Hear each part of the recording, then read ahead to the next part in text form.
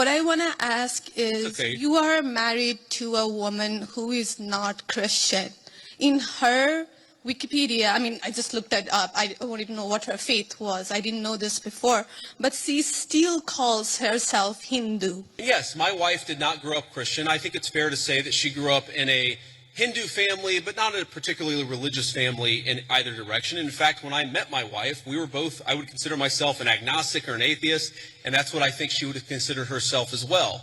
You know, everybody has to come to their own arrangement here. The way that we've come to our arrangement is, she's my best friend. We talk to each other about this stuff. So we decided to raise our kids Christian. Our two oldest kids who go to school, they go to a Christian school.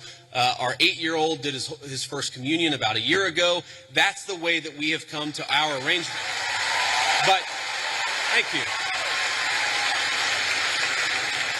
My 8-year-old was also very proud of his first communion. Thank you, guys. I'll tell him that Old Miss wishes him the best. But I think everybody has to have this own conversation when you're in a marriage. I mean, it's true for friends of mine who are in Protestant and Catholic marriages, friends of mine who are in, atheist and Christian marriages. You just got to talk to the only advice I can give is you just got to talk to the person that God has put you with, and you've got to make those decisions as a family unit. For us, it works out.